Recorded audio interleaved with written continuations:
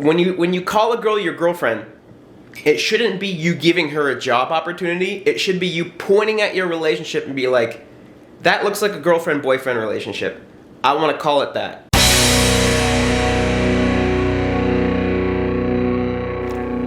Good morning, everybody.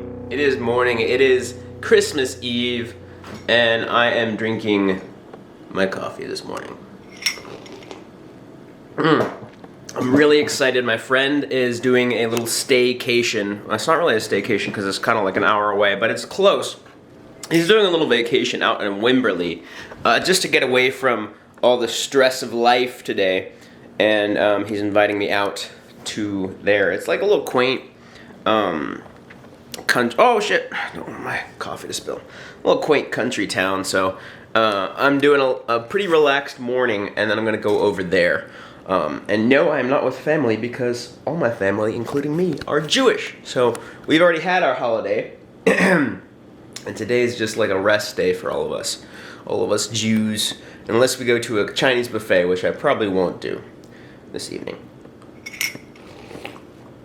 I love this coffee. Got my Nespresso machine over there.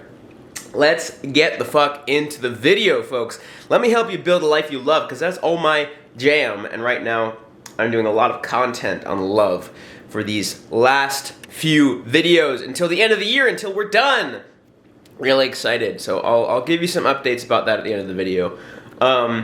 Okay, so the way I like to go about forming a relationship, it's like a friendship, right?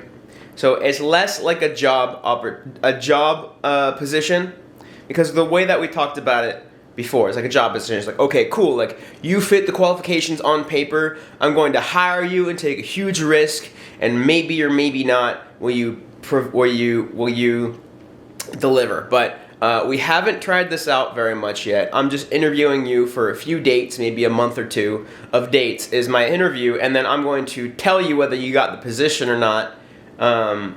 And then if you accept it, then you accept it. Like, that's like a job offer, right? And that's kind of weird because the employee, this is more articulate. I'm very happy with this.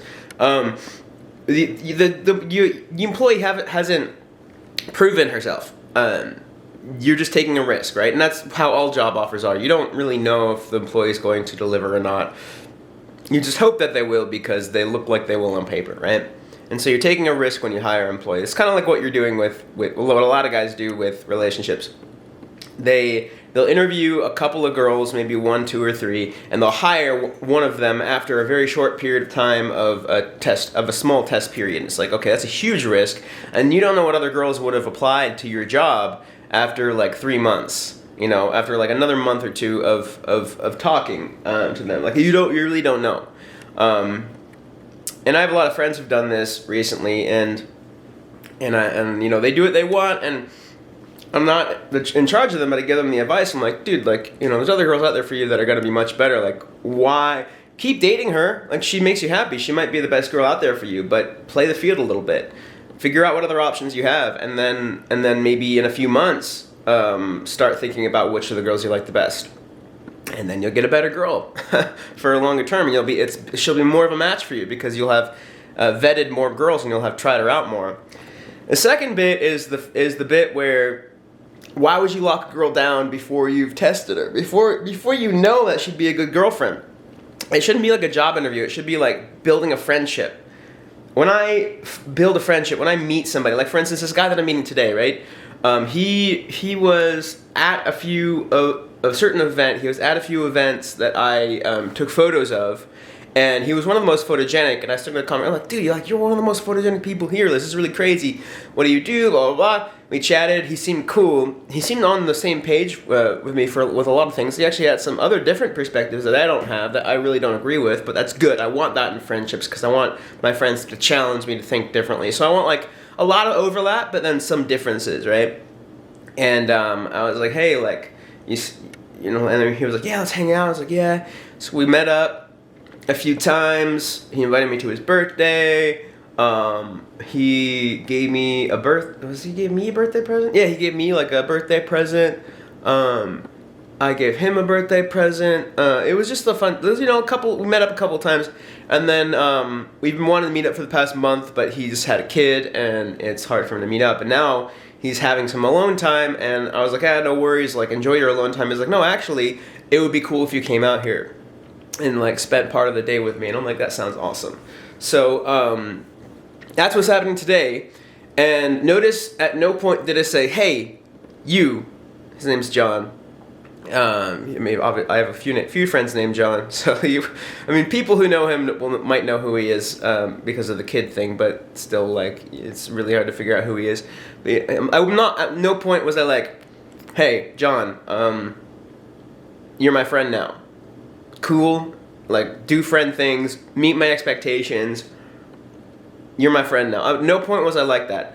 The relationship formed because we had continuous positive interactions. We both had a similar amount of investment into the friendship, and then at one point, we pointed at what it was, and we're like, oh, that's a friendship. Like when you call a girl your girlfriend, it shouldn't be you giving her a job opportunity. It should be you pointing at your relationship and be like, that looks like a girlfriend-boyfriend relationship. I want to call it that. It should already be that. It should already be a boyfriend-girlfriend relationship. And you should just be pointing at it and calling it what it is.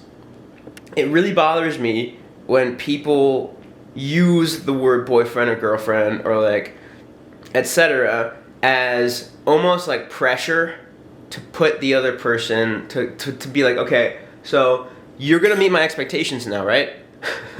It's like, you're gonna be what I want in a girlfriend now, right? Like, I know we've only met each other for we've only been dating for a couple months, but I like you, and I want you to be my girlfriend because I want you to meet my expectations.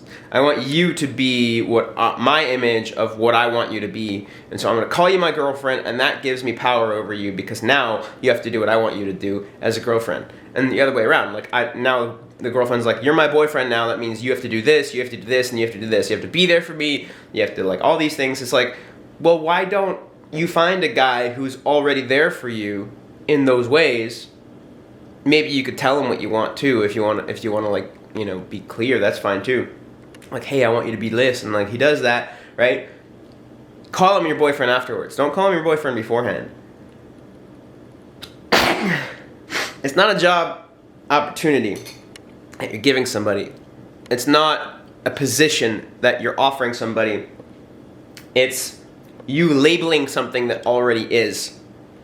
That is a revolutionary thing. It shouldn't be a revolutionary thing. It should be commonplace.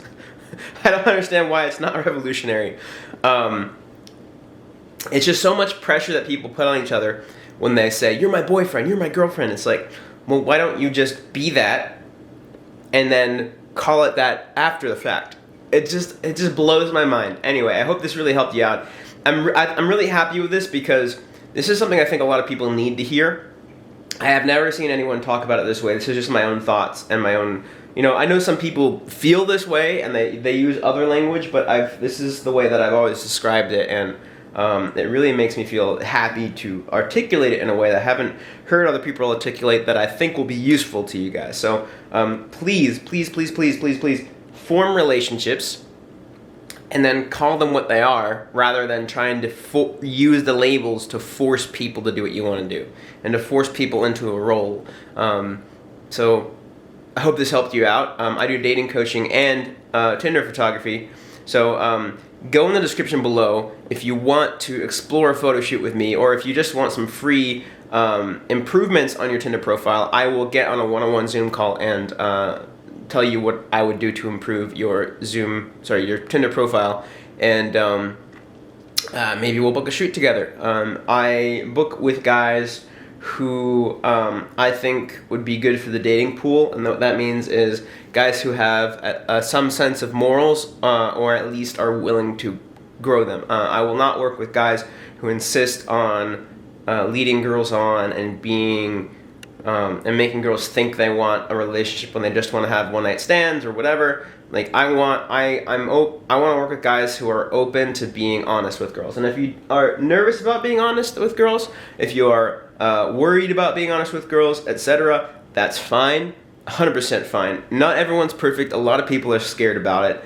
As long as you are open to it, that's fine. I just don't want to work with a guy who will go out there and break girls' hearts, because then I couldn't live with myself. I'm like, I want to help guys and girls, and the way I help girls is by helping guys who I think are good for the dating pool. So, most of you guys who are listening to my content are cool with honesty. I don't think you'd keep listening if you aren't. My mentor Andy says that all the time, and it's true. Like, he talks about honesty a lot. I talk about honesty a lot.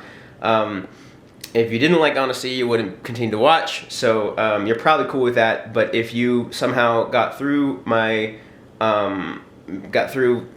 talking about honesty a lot, and you are not an honest person and you don't want to be, then I won't work with you. And that's one of the reasons I have the calls. But also just to give some free value and help you out with a critique for your profile. So go in the link description below, book one with me.